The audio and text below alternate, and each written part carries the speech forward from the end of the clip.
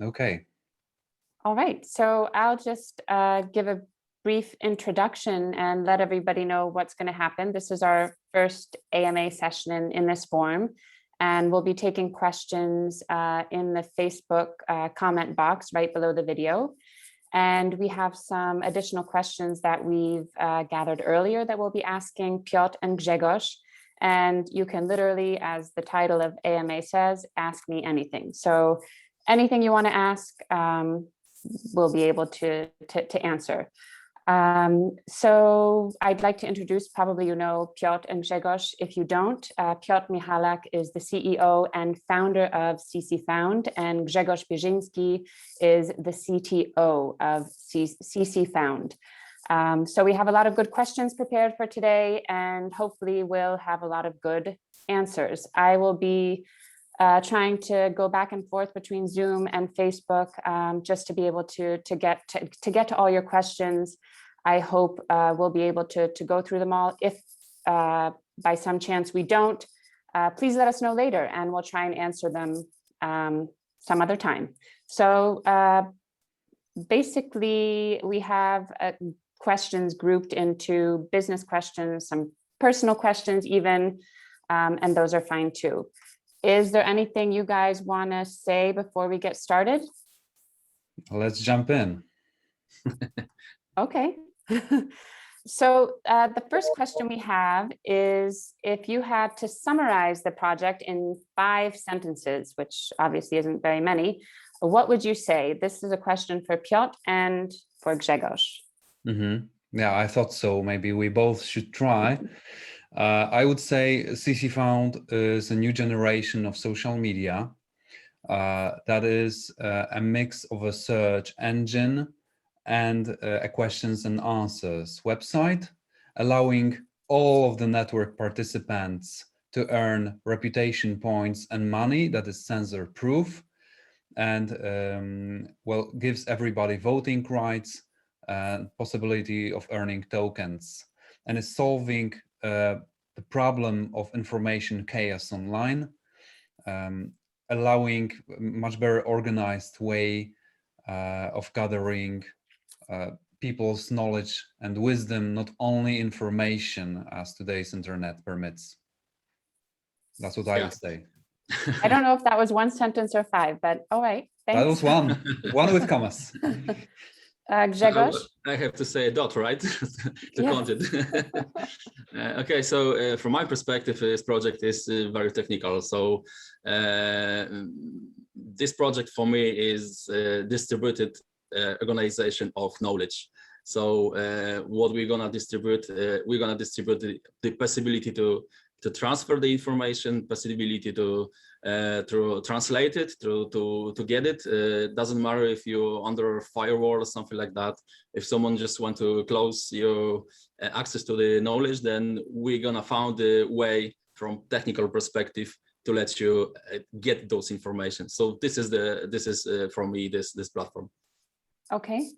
And how, this is a question for you, Piotr, how did you come up with this, with the whole idea at the very beginning? Oh my, actually 15 years ago when I started my role as an entrepreneur, the first business I worked in was already a questions and answers website, a very big website here in Poland at the time, which currently evolved into what Brainly is. So it's an international startup. So I was working at a prototype of today's Brainly. So you know, I have been always in information technology and wisdom, knowledge sharing, so to speak, in education and information products. But I have like noticed many little problems in the industry and on the internet. And it took me 2 years to like connect all the dots and come up with ccFOUND, which is not just one simple idea trying to revolutionize the industry, because one idea is easy to be copied. It's like a mix of many smaller and bigger improvements that add up to this bigger ccFOUND vision. So, you know, it's been years that I have had observations about internet getting pauperized, moving away from its use case of sharing actual useful information into this era of chaotic storm or shitstorm, I would say, of spam, SEO content, and hateful people on little defragmentized Facebook groups. So maybe I am not giving a straight answer here, but actually, like this idea grew up with me for many years. So it's basically wanting to make the internet a better place. Is if I were to sum it up in yes. Okay. Yes, getting back to some good things that we had years ago, and also revolutionizing some things that we never had before, like putting power into people's hands, allowing them to earn money on the platform, to be co-owners of the platform from a practical standpoint. Okay, great. And what will make this project survive versus others that are out there? This is for both of you. What do each of you see as being the real advantage here versus what exists at the moment? Can I start? Okay, so from my perspective, it's very important to really let people to use the portal. If you want to provide any distributed app on even mainstream blockchain, then you will lose, because there is a lot of area in the earth that people don't have even money. They're not even able to pay for one transaction working a month, right?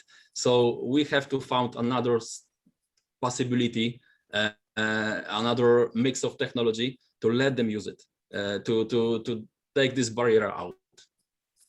Okay, and can you just explain in a short and easy a way as possible, because I'm sure the technology behind it is very complicated, but how is that actually done in practice? How is the barrier removed? Yeah, actually, in the first stage, we have to decide how we want to transfer our activities on the platform and not outside the platform.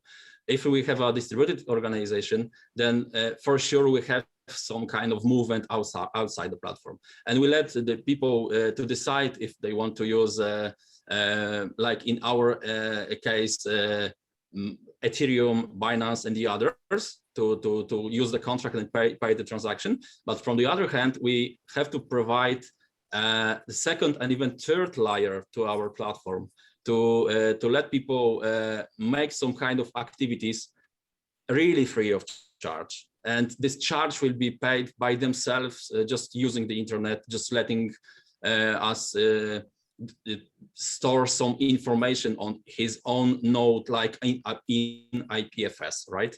So there is a lot of technology according to this, but this is one of the example when you can just share the information and don't pay even for activity. You just, of course, pay for electricity for your laptop or something like that. But this is the first stage of it. Okay.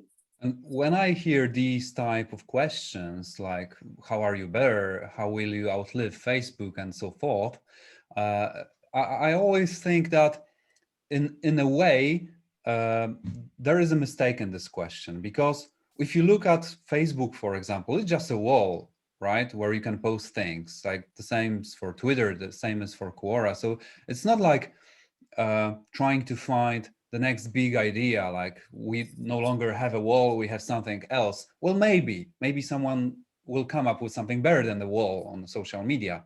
But what social media really is a system of many sociologic functions that are like matched to how people think.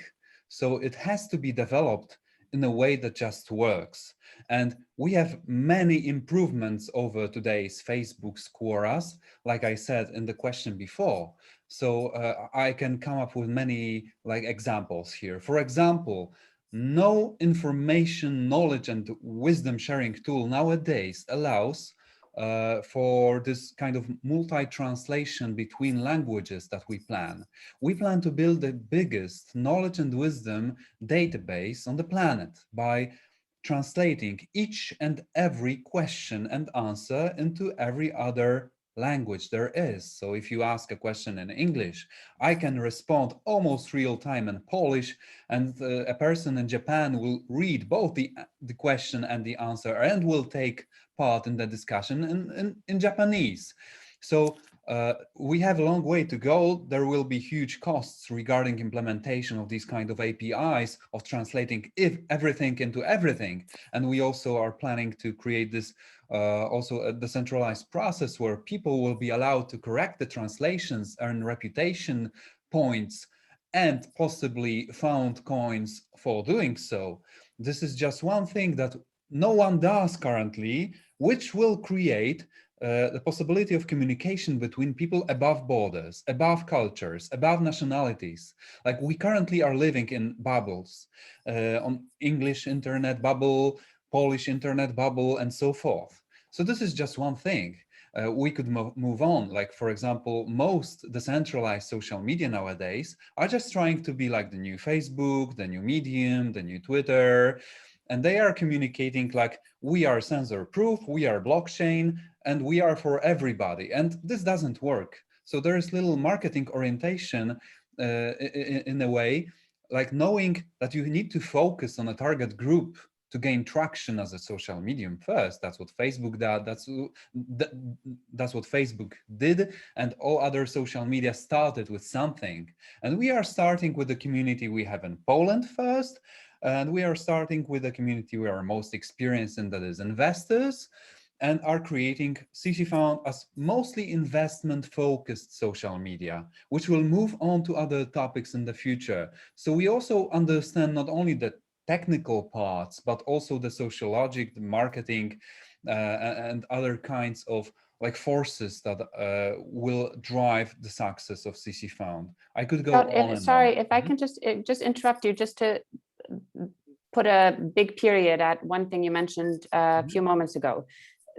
That basically you're saying from the beginning, it's a global platform because of the fact that we're able to exist in every language, correct? We will start with 2 or 3 languages first. We start with English and Polish, and we'll move on to other languages gradually. Okay, and can you just tell us a little bit more, because you mentioned the community that currently exists in Poland, and nobody actually was going to ask about this, and I think it's an important thing to mention and to explain. What is the community that already exists today in Poland? Who are they? Where did they come from? These are 35,000 people that are my subscribers, mostly entrepreneurs that have been following me for the last 15 years.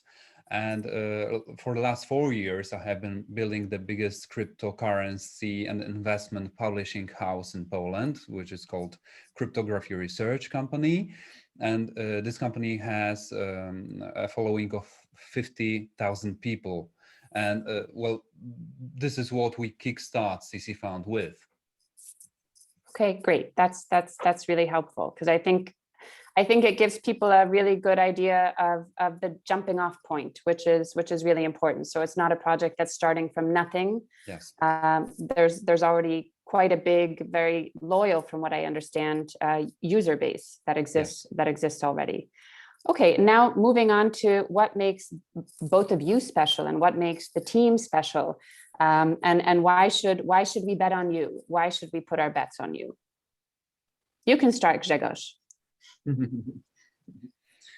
Okay, so according to the team, I can say that we always have a problem with the best people in the world when we are founding them. So we are trying to share the knowledge with them and get them back.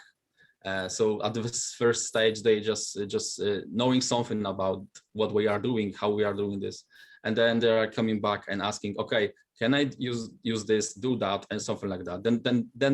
Then there is an opportunity to deal together and work and solve some problem together, right? Mm-hmm. So especially today, most people from IT area are so concentrated according to, okay, I want to have some fancy project and I want to have a lot of money, right? There is only few % of people who really want to solve the problems And these are the people we are looking for, and these are the people we are dealing with every day. Okay, and do you think that that adds, considering the fact that you don't just care about making money and having a shiny new project, but that you actually want to make a difference in the world, that makes you stand out from other projects out there. And I imagine it makes you a more trustworthy partner for people wanting to be a part of the business, really, because that's what this is all about, right? I mean, Yeah. you're conducting ICOs, selling tokens for people to have ownership of the business. It's sort of like holding a stock, I understand, right? Yeah, exactly. We are just at the beginning, we are just sharing the cutting to the pieces the company and just sending the tokens in the world, right? And everyone can just be a part of this. And of course, there's a long way to be like what the Piotr said. It's just 5 years of dealing with the technology, and everything can be changed after this 5 years because technology is changing. So this is why at the very beginning we want to share our community, and we want to build some kind of community because it is very important to deal with the spam, to deal with the fake news or something like that. And the community having the tokens will have some kind of special rights to see my platform is not gonna be bin of something. I want to change it. I want to make decisions according to this, and this is really community. So the first cell, the ICO, is not just the ICO, it's just the building the community. Okay, that sounds nice. Piotr, what in your opinion makes you stand out as a group behind the project? I am very proud of the team we have built. Like many ICO and crowdfunding projects are like 5-person companies, and we are like 30-person project right now after the private sale only. And it took us just a few months to grow like that with strong, like HR and recruiting processes and contacts we have. So we have built a strong marketing team, strong IT team, strong administration. We are very strong regarding compliance and law.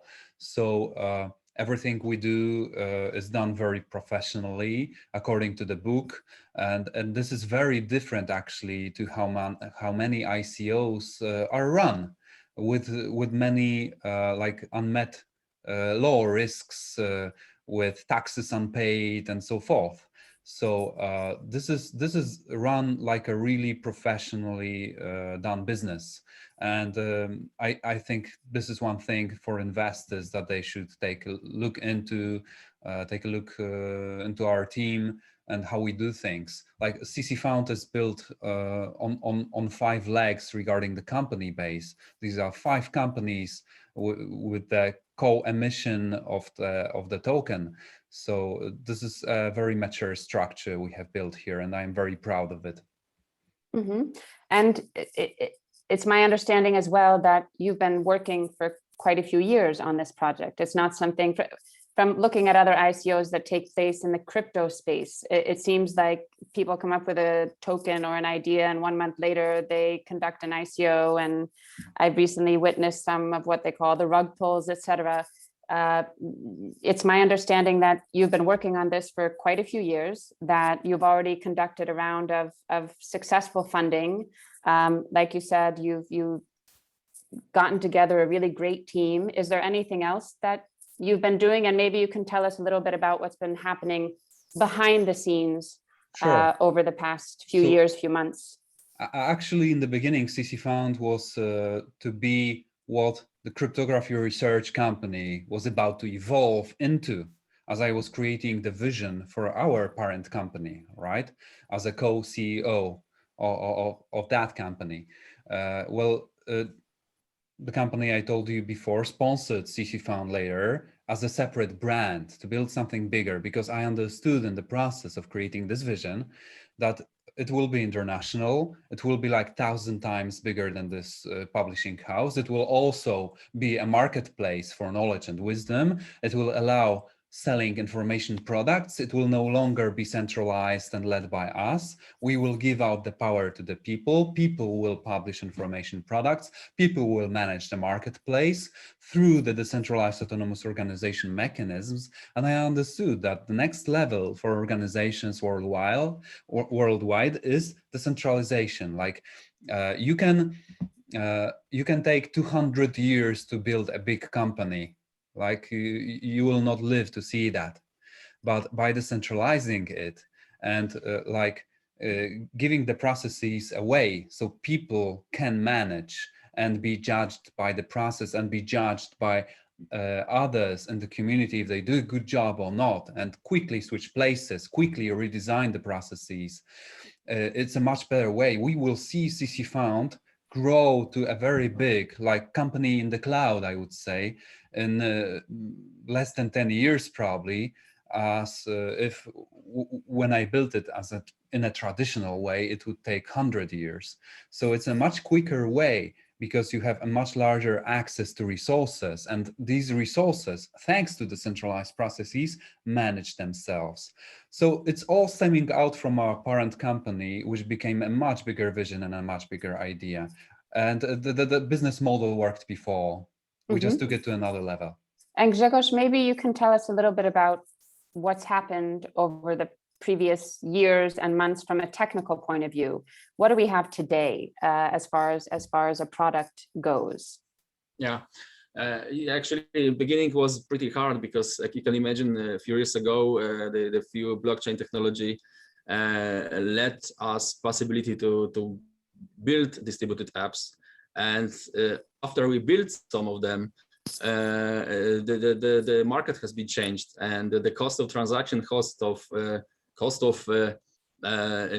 using those apps was, horrendous. So we decided to close those topics and move to the other sites, to the other technologies, to the other blockchains, and this all has been done. And now we really understand how to deal with few layers on it. So we are not just want to use the first and second layer, which is accessible in most of technologies right now, using called zero knowledge or something like that.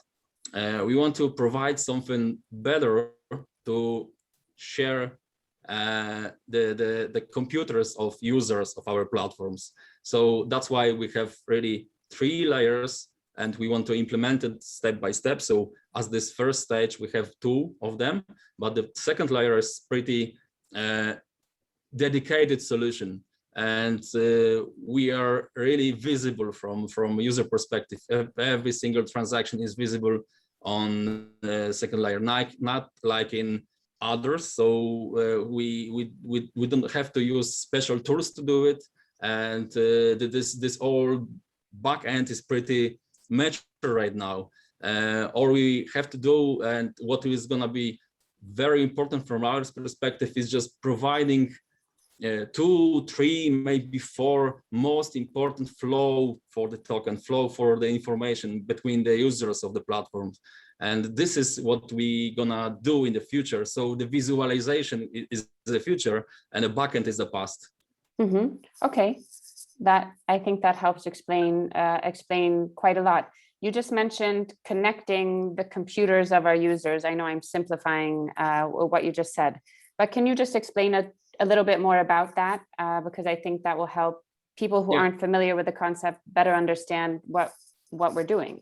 Yeah, so like similar in IPFS, there is a possibility to be a node, right? So when you are using this solution, this concept, then you are a part of this network. And every time you're just getting any information, those information are stored, cached on your computer. And as long as you are using those information, this is really on your computer. So you can imagine that hundreds of people in the world will use the same context. So this context will be in 100 places. And actually, as long those user will not close this computer, will not stop use this content, then it's gonna be shared, so visible, so unforgettable actually. So another story according to this technology is how can we leave this information if no one will really use it, right? So that's why we have to provide some kind of nodes where we are just pick those information and just stick them to this node to make sure that on those shared information, even if it's very old and no one is looking for it since 2 years, has to be stored somewhere. And this is one of the concepts against actually to see or something like that, when we are just want to share the disk and just earn money and something like that. Where the first stage is just to share the information. If someone just came to you to your house and asked you for the glass of water, you will just give him, right? You have this water and you pay, of course, the bills and something like that to have it. But if someone asks you, okay, no problem. And this is the similar topic according to the information. If you store those information, and someone will ask it, why don't you just share it? Do you think in general that that's the future of the internet? I mean, just connecting everybody to each other? Yeah. I mean, even actually, more so than it is now? Yeah, actually, it's one of the way. We will never know what's gonna happen with the internet right now. But it might be one of the break points of it. You can imagine that everyone right now have a 1 terabyte disk and use about 20% of it, right? So there is a lot of spaces in the world. We have to use it, right?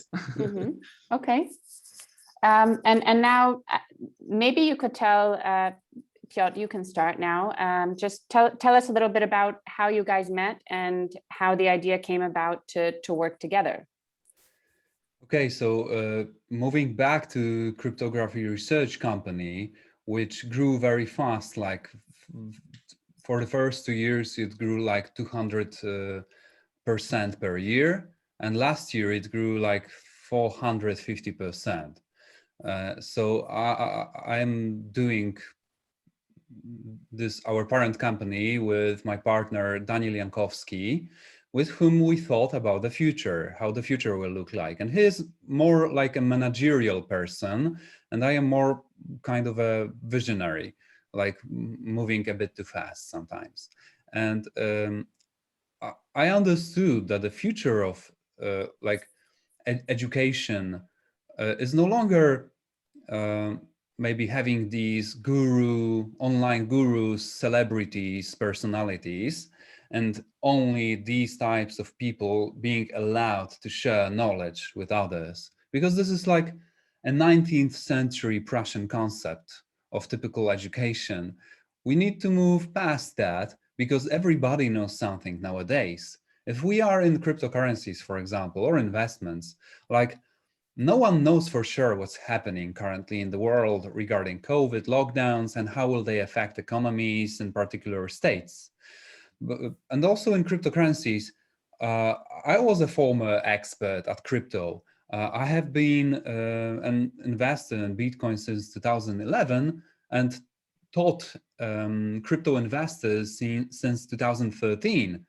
But I am no longer an expert because I have no time to really stay up to date with all the new projects that are coming out. And you have like new trends every week, like DeFi it's like a full-time job to stay up to date. Yeah, it is DeFi today, DAOs tomorrow maybe, and something else the day after tomorrow.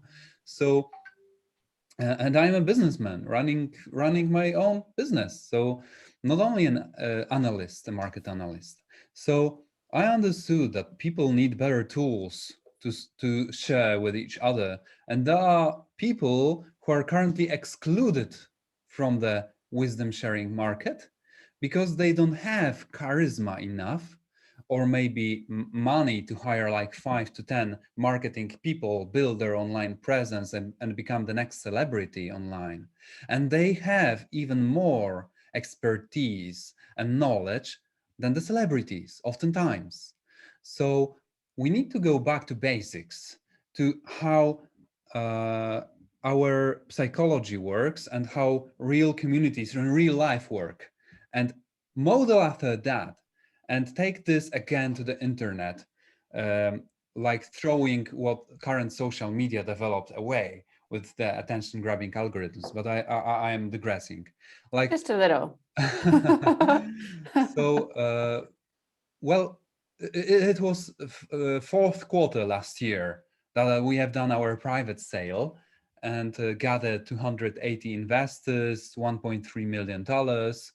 And it was just Karol, my right hand, currently product owner at ccFOUND, who is also this kind of expert, who's running just a small channel on YouTube, and advised my mentees that were on my Facebook group after my own cryptocurrency investing online course.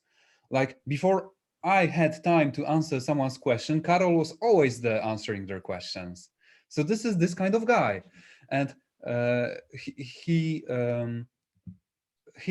and Paweł Jarzyniak, our like the only programmer at the time, just created the private sale. 3 people, and we have moved from 3 to 30 in just like 4 months or something.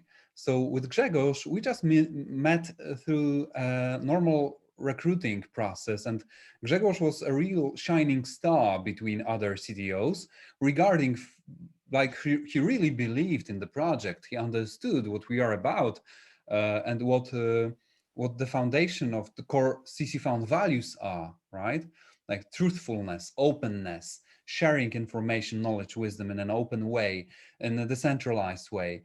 And we saw Grzegorz being both like experienced in blockchain solutions, and not many CTOs are, and also believing in the project in a really honest and sincere way. I like, Piotr, sorry to interrupt you. I just like that you spoke about the ccFOUND values, because that's one of the things that makes the project and product stand out to me. And I think especially in the crypto space, right? It's very hard to find a team for newcomers where the team is fully transparent, right? There can be, I mean, daily contact with the CEO, the CTO, right? And I think that there's a lot of very, it's a very tricky space to navigate. If you're a very experienced investor, then probably you've been burnt a few times, and you're very smart when you approach new projects. But for new people, I think it's very reassuring that, like I said, the level of transparency, the level of trust that the team represents is really high, and I think that's a very unique part of the project. And Grzegorz, what was it that attracted you to the project when you guys first met? Yeah, that's really funny, but I always trying to find some kind of solution to share the knowledge, to use the platform as a share, as a just a place where you can just show yourself and don't be so much concentrated about the problematics parts. No one is the omni and cannot just do everything, right? So in some cases you have a very technical person who have a lot of information and might be the source of information for many young people. But in most cases in here, when you're better than in marketing than in knowledge, then you win. So that platform is helping those people, right? The people with the knowledge, not just the marketing special skills or something like that. So that's why I want to be on this project, and that's why I want to deal with it. And of course, it was a pretty funny story about our cooperation, because at the first stage, Piotr says, okay, two untypical persons, how can we deal together? But we did it, and we are still dealing with the problems and solving them. So you saw the same available space in the market that Piotr did. I mean, you saw the same problems that needed to be addressed, is my understanding. Yeah, actually, but from different perspective, right? So from a technical perspective. Yeah. Okay. And if you were to, you don't have to list 10, Grzegorz, since I've got you here, I can keep going. If you were to mention the strengths and weaknesses, fully transparent, of the project, what would they be? Yeah, actually, first strength, of course, is the team and the vision, because we really know what we want to do, and everyone in the team really understand. So it's pretty good, because in most cases, someone just using a hammer every single day and doesn't understand what he is doing. So that's the first stage of the strength. Another story is what Piotr said before, the past, because we have some kind of experience, we have followers, we have people who want to use our platform and understand it. So it's not only the team, we are some kind of community, not big enough for now, thinking of from perspective of the world, but we can change it together, right? The weakness is actually the lot of misunderstanding, because there are many people coming there and trying to understand what exactly is going on in this project. And you mean that it's complicated? Yeah, it is. Okay, but there are many levels and layers, as you said. Exactly. So we at the first stage, we're gonna use pretty simple flow of user experience in the portal. And I'm not sure if we will answer all the needs of the people are really expecting. So this is very important to understand, that we need to do everything step by step. And this is the weakness, because that will be good if you just push the button and you have a whole portal with all functionalities. But if you could do that, probably somebody would have already done it. I mean, part of the beauty of the project is also its complexity, in the sense that it's not something that you can do from day to day, and it's a very, very big vision going forward. Piotr, what about you in terms of strengths and weaknesses? Well, I would just like to connect to the last thing Grzegorz said, and actually, if you look at Facebook or other social media, or other products in general, often companies are very complicated. Like, you can no longer understand what's going on Facebook. It's so many little services there, and it's also not so easy to communicate what's actually going on. Like, we are creating some sort of a wall where you will post funny cat videos, and there will be billions of people, and we will show them advertisements. Well, it doesn't sound very well, right? So you shouldn't really expect like a project like ccFOUND to be explained in one sentence. Maybe we are trying to do so still. However, you need to understand that social media is a sociologic system of many moving parts, and ccFOUND is the same here. So we are like starting out with a minimum viable product, like all startups do, and probably rightly so. And I hope all investors understand this. We are, regarding monetization, what Grzegorz was talking about, we will be starting with just a possibility to ask a paid question, or to offer a reward for the best answer, and that's it.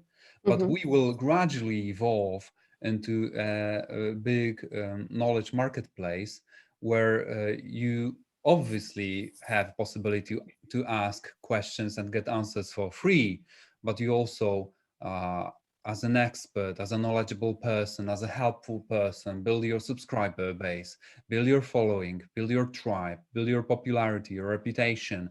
And then you have each and every possibility, or at least that's what I envision, of offering information products and there's currently no social medium that would allow this kind of monetization for knowledgeable people. So that's a strength. The ability to monetize. Mm-hmm. A great tokenomics we have developed here. That's connecting the dots of social media on one side and the sales funnel on the other side, bring them together in a very ethical way that's cool for people, and no one did this before. Grzegorz, is there anything you wanted to add? Yeah, actually, if you mention about this premium answer, actually, it's not a paid question. It's just just the user can just bump up some kind of interest of the response. So this is very simple in those words, but in reality, it's a lot of opportunity. You can imagine that you have a real problem, and you did it. Actually, you made a question. It's pretty important from getting information, right? You are able to compose the question, and you share this, and then no one is trying to answer, and then you are able to say, okay, if no one is answering, I can just share a few tokens on it, and just please give me an answer. If you're not interested, you don't have a time or something like that, I will pay you for it, right? And then I might be attracted, or maybe not, because it's not enough. But in the meantime, someone else have the same problem, but has no any ability to ask this question, and someone made it for him, and he can just, okay, I want to bump it up, I will just put another token, right? And this can make some kind of social relation between the market of knowledge and just the simple asking question, like everywhere, just free of charge. Mm-hmm. In some cases, you will get the answer only if you will pay for it, because not everyone is like we are. We are just sharing the knowledge without anything, right? But there is a lot of people where they have some kind of information, they have some kind of knowledge, but they don't have any time, and this time has to be paid, right? Mm-hmm. And the idea is that people will want to pay to receive the wisdom and knowledge because it will be so superior to what's out there. What is the key to people wanting to pay for it? Actually, the key is because of course in this first stage, these are always free, right? And we are very concentrated to do it really free from blockchain perspective and the other stuff. But what might be the first stage when you can decide, okay, I want to pay for the answer? Of course, time, because you are just searching the information and you are not able to do it pretty fast. And in some cases, you will get in the like in Stack or somewhere else, someone just tell you, found it. I just found it in 5 seconds, right? Okay, maybe you have some kind of skills, right? I'm just asking because I didn't do it, right? And I'm not able to do it. Just help me, right? And that might be the trigger. Okay, I don't want to hear every time just search. I will just pay for it, right? Because of time manner, right? Mm-hmm. But from the other perspective, you have very constructive question, and there is really no one in this area who seeing it and is able to answer. And in some cases, you can imagine, okay, I just heard that question and I have the same problem, and I found a solution, and I will share my knowledge with someone else because I know that this person is looking for it, and I know how much he will pay for it. Mm-hmm. So that's the different story. And you can imagine, and then from very, very simple way, another story when you have a student of law and you have a person from small city having a problem. And the student, of course, can help you, and he will share the knowledge. Mostly students much faster share knowledge than old people, but it's mostly, right? And in such case, you can say, okay, I'm sharing my knowledge, and this person wants to say, okay, this is pretty nice, and I want to give you the tip, and that's all. I know that you are a student. I know that you need some money to have some fun or something like that. Just do it. No problem. Thank you very much. So it gives people a chance who wouldn't otherwise be able to put themselves out there, right? And make money off of things that they already know, right? Yeah, it's Without like, having to make extra effort. Yeah, in some cases you can see someone staying on the street and playing some kind of music, and you can just giving some kind of tip to them, right? And it might be the same. You gave me something, so I'm able to do it and share with you some kind of money, right? And then your life is better. And going back to Piotr, what you had said, and you seconded it, Grzegorz. That's a very difficult word, but that the project is complicated, that it has many layers. It's my impression that it would be good just to explain. There are two legs of the project, and maybe Piotr or Grzegorz, maybe going back to Piotr, if you could explain the two legs of the product, which in my opinion, and please correct me if I've somehow simplified it too much, but that there is the business project, which is the whole technical part, the website, ccFOUND.com. And then there is another leg, which is the token, which is, if you hold the token, you hold shares in the company, so it's connected that way, but it's also a business in and of itself. You said we have fantastic tokenomics. Maybe you can just expand on those two sides of the business. And I think putting them in one bag might confuse people a little bit. So maybe you could just expand on that, Piotr. Okay. So in simplest terms, how I would explain ccFOUND to a layman is it's a sort of question and answers website like Quora, but without the machine learning algorithm that sorts the questions and answers, rather a simple way of sorting them as on Wikipedia, maybe. So a Quora sorted like Wikipedia and organized in such a way. And also not centralized, but put into people's hands. So by owning the tokens or found coins, they may feel like the co-owners of the organization. And our goal is to move towards like detaching the decentralized autonomous organization from our companies. So even if the company ceased to exist, you will have ccFOUND in the cloud, and you can't touch it. Like it's so that's the business leg, right? That's the business leg. That's the social medium with the community on the cloud, on the blockchain, right?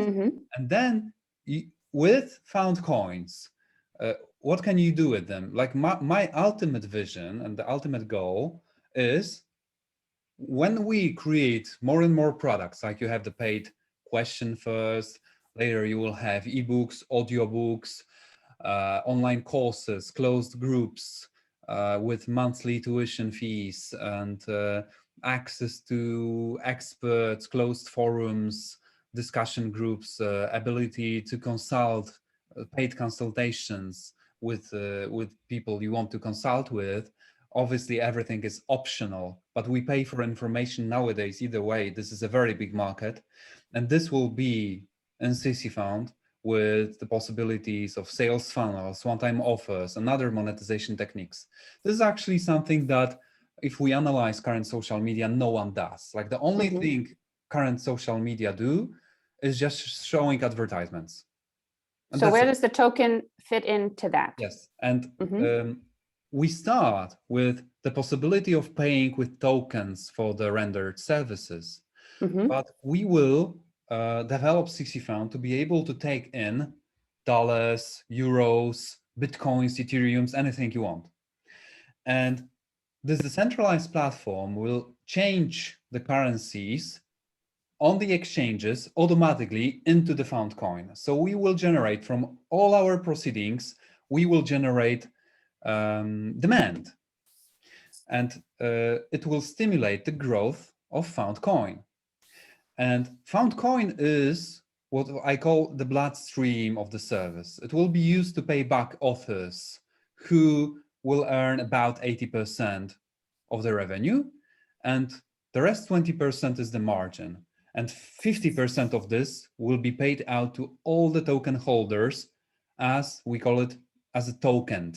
It will be a daily payout, or that's how we plan it, proportional to the number of tokens a person holds. There is also a portion of reputation that plays part with this, but let me not complicate things right now. And the rest of the 50% mostly goes to the DAO treasury, for this company in the cloud to be able to reward participants, community, for doing tasks for the community. Like, for example, IT tasks, development, or moderation, or taking part in the 4-layer judicial system we have created. There will be many types of tasks, translation, correction, and people will be rewarded from this budget. Piotr, you keep mentioning the DAO, and you mentioned earlier why you decided on the DAO, which was one of the questions. It was my understanding to be able to leave a legacy behind that continues to grow when you're no longer at the steer. Is there something else that you'd like to add to that? And can you also, in a few sentences, explain for those people who aren't familiar with the concept, what a DAO is in practice? People have various dreams and needs. And it was always my dream, well, since I was about 18 years old, to build an organization that will outlive me. In the beginning, I understood that this organization needs to have a mission, a vision, and a set of values.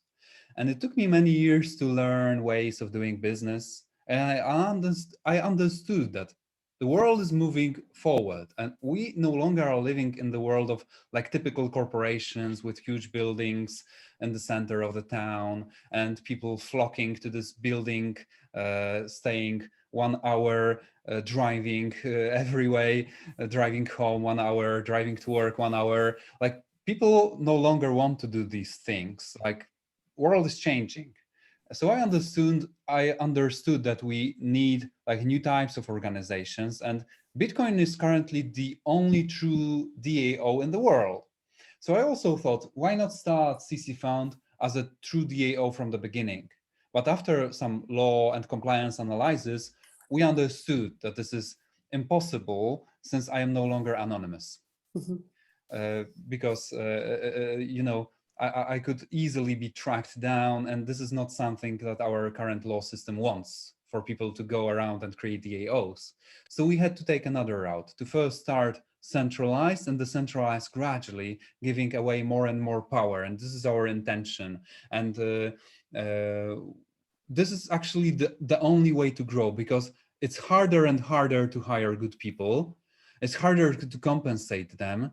And what's most important for the youngest generations is to create something meaningful and not only a workplace, and for them to earn money. They want to take part in something bigger than themselves, with something that changes the world for the better. And ccFOUND is such a thing, and being free to jump into the community, do some tasks, maybe become a manager in the DAO, but maybe not, maybe move away for a few months, maybe jump back later. This kind of freedom is what DAO allows, and this is very closely matched with the needs of future generations. So just to go back to the actual concept, it's an organization that functions completely independently from any sort of central management, or how does that look? Can you just expand on that, please? So there are different like levels of a DAO. Like I said, Bitcoin is the only true DAO, but maybe Grzegorz would argue it's not so very true as we would like it to be, right? So we have like different layers. So we will gradually become more and more of a true DAO. So in the beginning, we are mostly centralized, and we are pushing more and more processes to the blockchain, to smart contracts. So for example, once we have, for example, voting with tokens on blockchain, would you say that this is a decentralized organization? I would say not. It would be more decentralized if we also push some judicial system on the blockchain. So you can see on the blockchain who voted for what and what happened when someone escalated a matter that was in the judicial system, right? So we need to delegate each and every tasks, and some tasks will take time to be modeled. That's why I also understood that this is not as simple as Bitcoin with only a few processes to be delegated to blockchain. This is too complicated because we are creating a whole company, and company is set up of like from 50 to 150 processes. And you need to, for example, make a decision. How will you reward people who correct translations? How much will you pay them? Is it just reputation? Is it reputation and a portion of found coins that are flowing into treasury? How much of a portion, right? And if this portion is too big, will we have any money left over? What will happen with the money left over? There are many decisions to be made, and we need to observe the organizations for a few years and gradually delegate more and more processes. And all of this needs to be closed in smart contracts, and someone also needs to program those. So it takes time. And those decisions are then made by the community, and the people who have the most power to make the decisions are the ones who have the most reputation and tokens. Is that a correct summary of it? So token holders will be the people that can make decisions. They will vote with their voting power that is determined by tokens, and it will be also somewhat determined by reputation in a smaller sense. But what's very important is what I wanted to say. Like, most people think that decentralized organization means voting. This is further from truth. A good organization is set up in such a way that you don't need to vote for anything anymore, because all the processes are working in a seamless manner and everybody is happy. Obviously, this will never happen. Like, there will always be some decisions to be made. Like, for example, we are not paying enough our translation correctors or our IT developers that are developing our open source code. We need to increase the reward for them, and people are voting. Should we increase the reward or not? Or someone comes up with some project idea. Let's create another marketplace within ccFOUND. This is my idea. Please give me 1,000 found coins to develop this marketplace. And people will vote. Should we give this or not? And then they will vote, did he do a good job or not? Maybe. Or maybe the process will work like there will be a manager of the process and he will decide if this was a good job or not. Or maybe there will be like separate managers for little tasks, and you will have community voting for bigger tasks, maybe. So we need to discern those kind of things. And there may be votes, for example, regarding this process was not developed very well by Piotr Michalak, and we need to change it. He made a few mistakes in the process. We need to create a new process, and they will vote with their tokens. And moving on to the actual process of the sale of tokens, the ICO. First of all, why did you decide on doing mini ICOs over an extended period of time rather than one big one, for example, which is, from as far as I understand, the norm? I kind of had this feeling of unfairness in doing just a very short period of time. Like many ICOs were sold out in a matter of minutes. Yeah. And I thought to myself, like, I often take like many days to read an email, and I miss out on opportunities because I'm running a business. I sometimes don't have time to like stay and refresh the website all the time until I have the opportunity to jump in. So I decided that we should like give a chance for everybody to jump into this project first, and we also need a more fair process of the price discovery. So I really liked what EOS.io did regarding the price discovery, the auction mechanism, but I also didn't like that they were listed during the auctions. So you had a different price on their platform and a different price on an exchange. I also didn't like that you had no deposits, so you had to pay for each and every auction, and thus they killed the Ethereum network, and a few other things I optimized here. But this gave us a chance to really find out what the real value of the coin we are offering is, and to give opportunity for everybody to invest in this project, regardless where they live in the world. And if it's 5 a.m., because now we are launching, this is 5 a.m., you have to get up, nothing like that. So it was just pragmatic decision and feeling of fairness for me. And it's my understanding that there's been a minimum price set for each token. Yes. Can you expand on that, please? So we have 5 cents per found coin.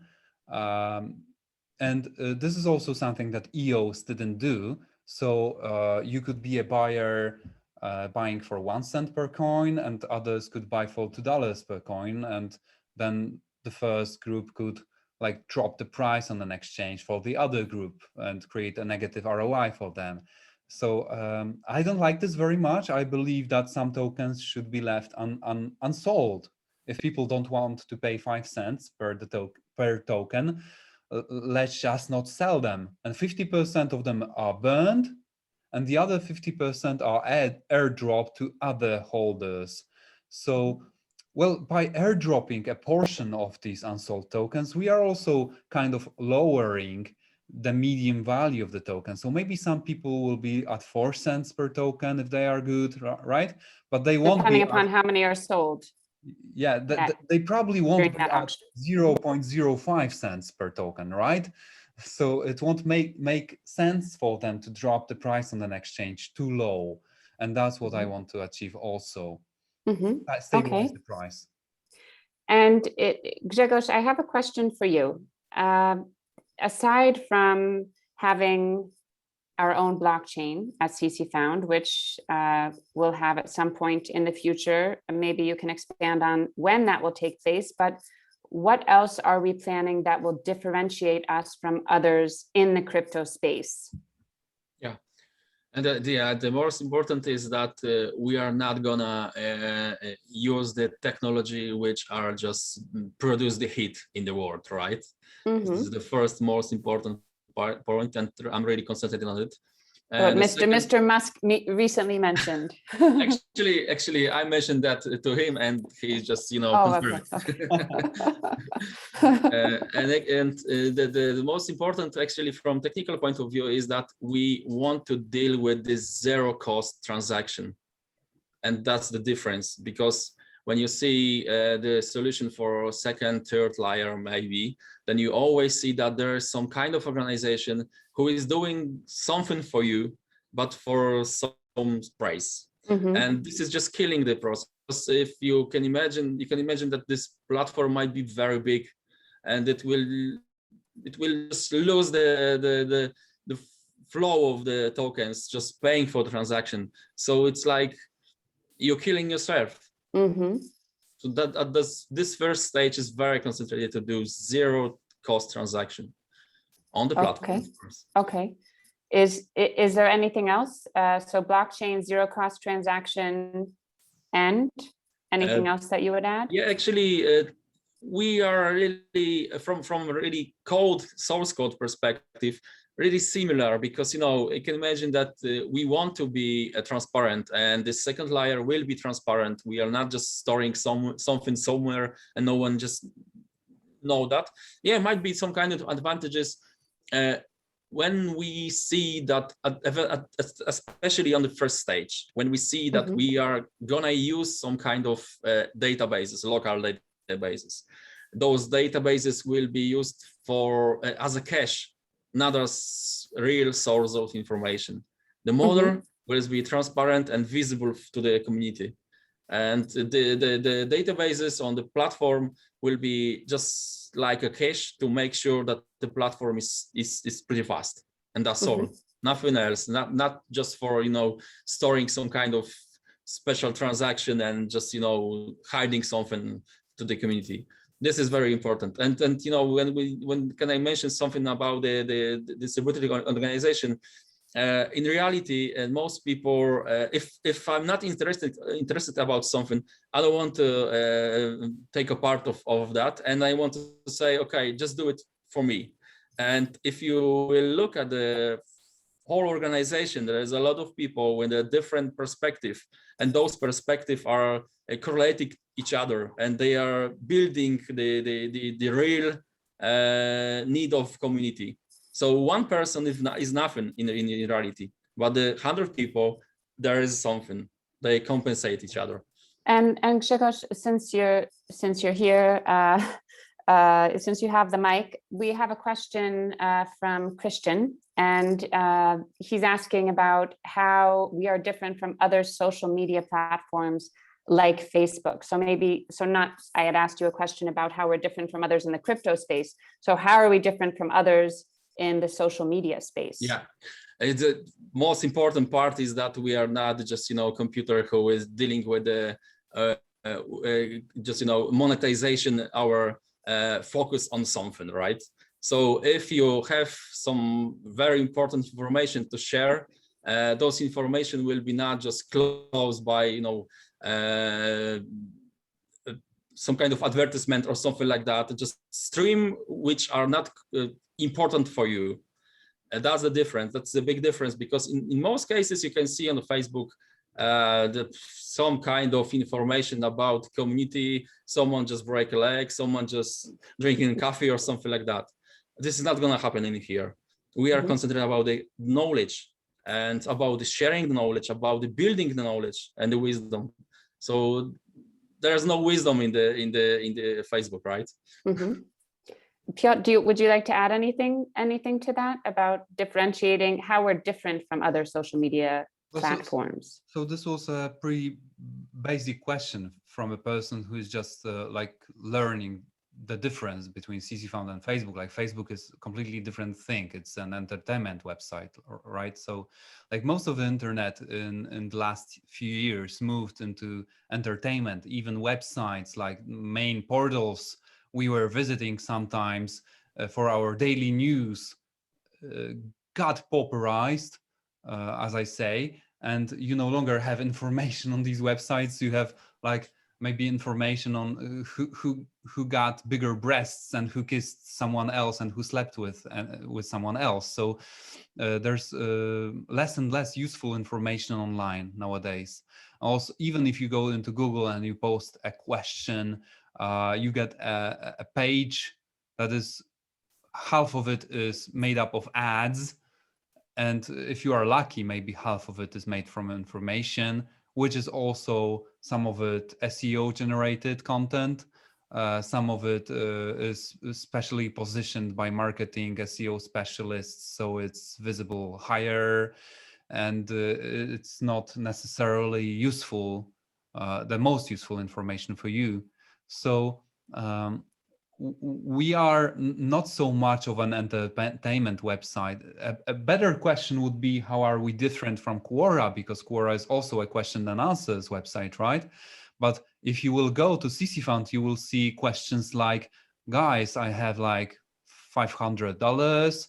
I am a student or a married man or something, and what to do with $500, what to invest it in. Or I have $500,000, where to invest it. I have higher propensity to risk or lower. Or, well, this is my situation, what would you advise me? Like, you won't get advice, really useful advice on Quora or on Facebook. Even though there are some groups on Facebook, you can get some advice on Facebook. Facebook is not for advice. It is not for knowledge. Ultimately, the context of people meeting on Facebook is mostly entertainment and likes. And it's the same for Quora. Quora is like this kind of intellectual Facebook where you have strange questions like, what do actors smoke when on screen? Or do you know any real life mutants? Or, these kind of questions, curio questions. ccFOUND will be for useful questions, and that's how we will lead the community. So it's not only about the technical aspects here, they are obviously very important, but this is also about the way we will lead the community to use the tool. And the way we intend to lead it is for ccFOUND to be the biggest knowledge and wisdom database in the world. So it's kind of the same thing that happened for both Quora and Wikipedia. Wikipedia was led to be a set of sites with encyclopedic themes, and it was led that way by the community. And also Quora was led to be a set of curio questions, and ccFOUND will be led to be a knowledge and wisdom database. with these kind of, like, for example, similar questions merged into one, rewritten so they stay evergreen, for example, in the database forever, that they will be transferable between nations and cultures with this automatic translation tool I told you before. So it will be vastly different to everything else you have online. Thanks. I think that was a pretty good explanation. I think it helps to. I think repeating it several times is a good idea, because I think it's something.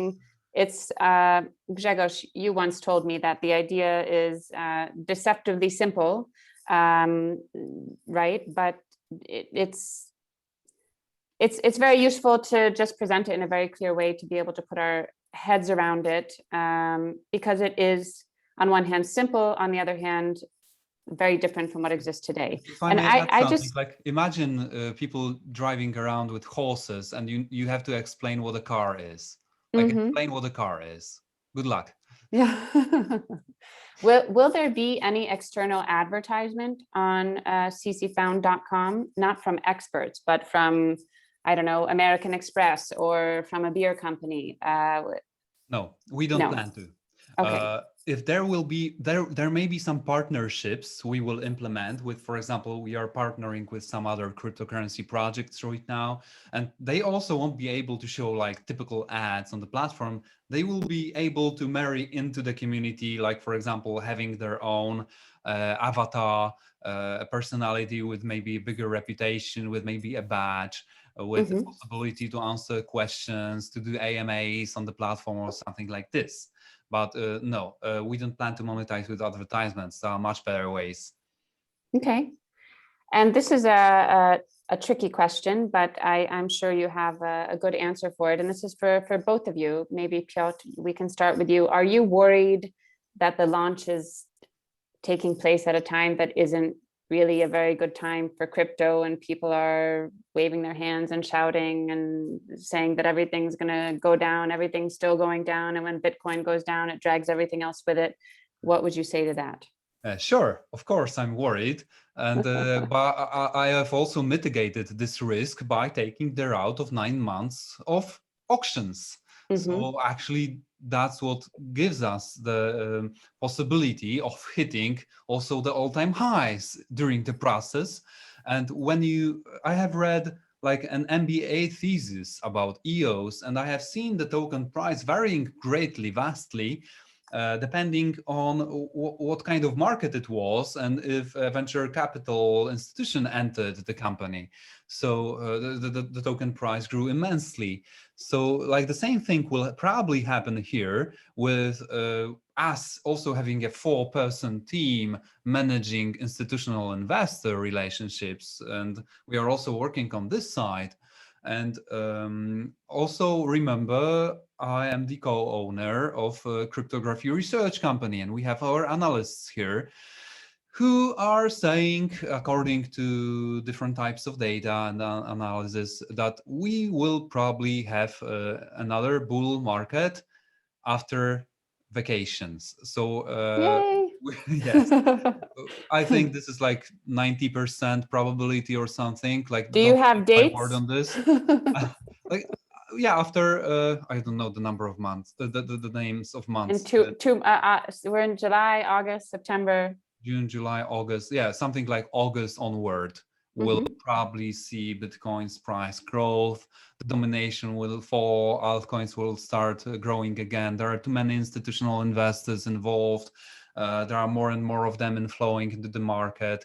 Like, the price may be obviously manipulated, but like 80 to 90%, we should see a bull market this year continue. Okay, that's reassuring. And Grzegorz, is there anything you want to add to that? More optimism? More optimism. Why? Because CC token is not a Doge token or something like that. Something for the fun. This is representing real knowledge. You can imagine in the future when the platform will grow up and will be working in with a full speed. You can imagine that if you have a CC token in your wallet, you have a knowledge in your wallet, right? So this is something. This is something which gives you something. It's not just speculation. Speculation exists and it might be good and bad for the project. And I'm really worried about the correlating CC token with the Bitcoin, because this correlation is not, healthy for me. We are It isn't giving healthy, something. but sorry, Grzegorz, I mean, that's kind of what the whole market does. So Yeah. so you're saying that we're going to be different from the whole market because the token is connected to The value. the value. To a real Okay. business model. Okay. And does anybody else do that, by the way? Anybody else in the crypto space? Actually, it's what I see in most cases, someone is just producing token for fun or for speculation, and from this different perspective, producing token to get money to build something. And this something is not correlated with the token in reality, because the token, it's a token, and the shares to the platform, to the organization and the other stuff, it's completely different story. And in our case, the token is the part of the organization from the beginning, and this is the part of the value, and the most important value in the world is the wisdom.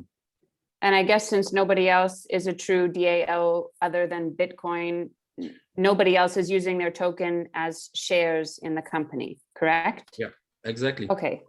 So that I think that's a good explanation of why we might expect to not follow the market, at least to a greater degree than some of the other tokens out there. We have just another question on Facebook. Will it be like a hybrid of all social media platforms these days? So I think Piotr and Grzegorz, you answered the question earlier in terms of how we're different from a social media platform like Facebook, but will we won't be an aggregation of all other social media platforms. I mean, we will to some degree as far as knowledge and wisdom are concerned, but we're taking away all of the part that doesn't enrich our lives in some way, correct? I mean, humor is enriching, but we even had a minimum viable product ready last year and invested in the development, but it was a little bit resembling like websites that you don't nowadays have online. Like we created something completely new, and in order for people to resemble functions well known to them, so they understood the service, we had to move closer to what we currently have online.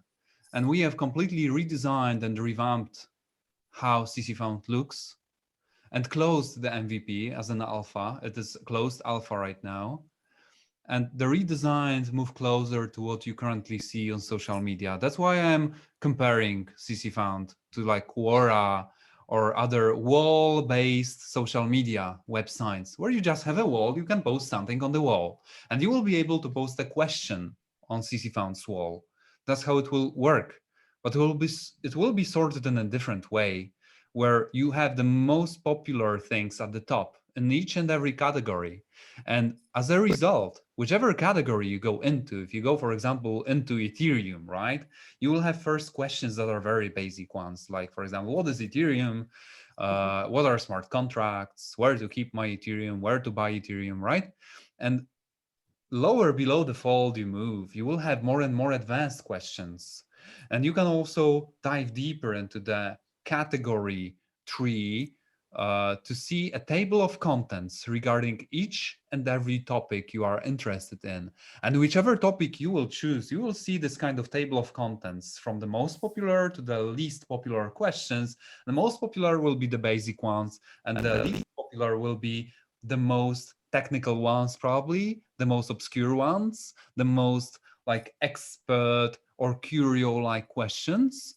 And as a result, you are actually creating this kind of a dynamic encyclopedia, which also has solutions to problems. So it's no longer an encyclopedia, right?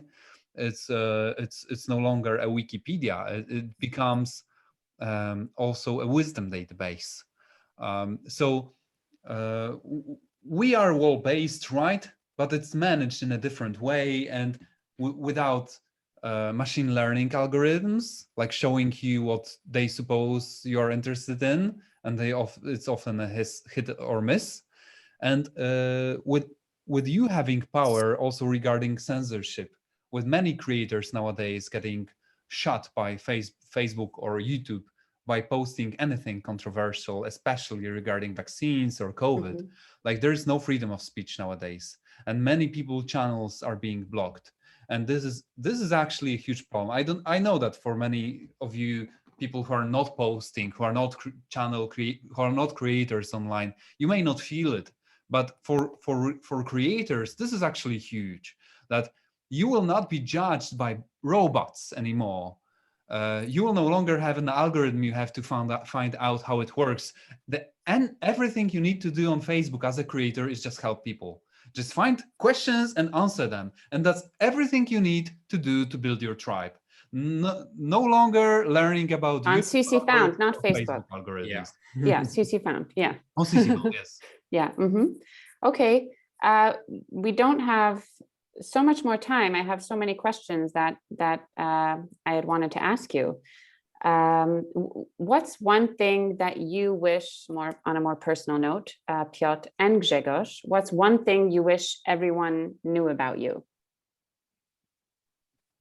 Piotr, I can start with you. Okay. Well, I was asked by our team for my motto, and it may not be very well understood unless you know the background. I often say I don't know if I am asked a question. I often prefer to not know something. I often prefer to stay open and say, I don't know, what do you think about this? What are your options, possibilities? I want to listen to every guy before I make my decision. And this is said by a person who is oftentimes like very set in his decisions. So it's easy for me to make decisions.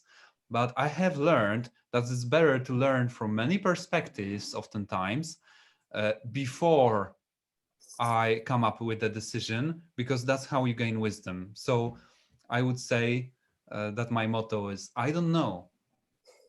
Okay, that's a good one. Grzegorz, what about you? What's one thing you wish everyone knew about you? Yeah, okay, so what one thing I can say that I want you to know that every time you see something complicated, I want to see it too. And I want to solve the problem with you. Nice. Okay. I'm going to be sending you lots of emails. Probably everyone can send emails to Grzegorz if you have a complicated question or issue. And what do you hope to be remembered by, Grzegorz? I hope that you remember that CC is not the Facebook. Okay. What about you, Piotr? I would like to be remembered as the initiator of decentralized autonomous organization ccFOUND that will outlive me. And where do you see ccFOUND in 10 years? Well, as with many social media, I believe we should grow into millions of users and into like 100+ languages and content translated back and forth. And I also envision this kind of functionality that people will also be able to record videos as an answer to a question or an audio as an answer. And I hope there will be technology in the future to automatically transcribe the answer and also automatically translate the transcription into other languages. And this will be very hard because the spoken language is different than the written one. So I don't know if my vision will come to reality, but I would love a website where you can just push a button and record a video for a person. I would love that in the future. And where do you see yourself in 10 years?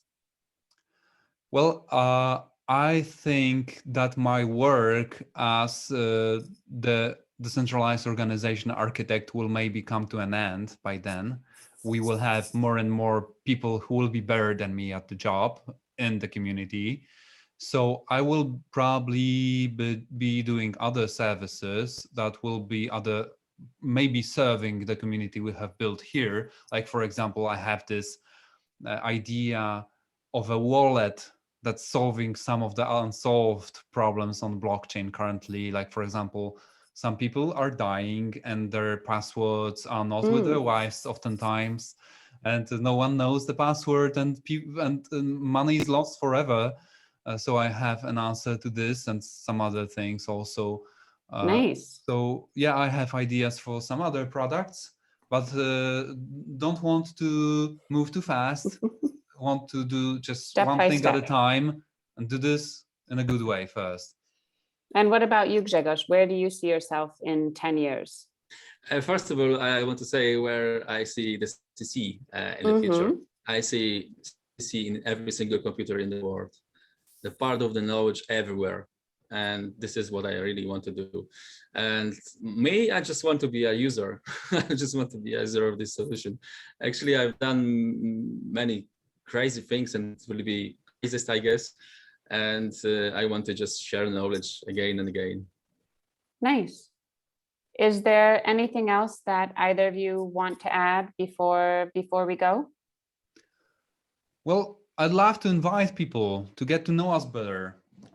So as you can see, we have many different personalities here, and all of them fun, I assure you. So if you guys are interested maybe in at least considering investing in ccFOUND.com, I highly encourage you to go to ccFOUND.com, if I may. And there is the 2-pager and white paper that you can read. Also subscribe to our newsletter. This is the most important part. Also, Telegram is another important channel where we post announcements. And on the top right-hand corner, you can register for the ICO and go through the KYC AML process. You can use any of the payment processors to pay a deposit, and then you can bid on the daily auctions. And I highly invite you to do so, and hope to meet you on the other side of one of our investors. And I think we'll be seeing each other again sometime soon to answer more questions, right? Sure, I'd love that. And if anybody has any more questions in the meantime, send us a message through Facebook or through any other medium, and we'll definitely get back to you. So thank you to everyone for taking the time to be with us today. And I think it was a very constructive and great session. So thanks, Grzegorz, and thank you, Piotr, and thank you to everyone who tuned in. We'll see you soon. See you. Bye. Bye.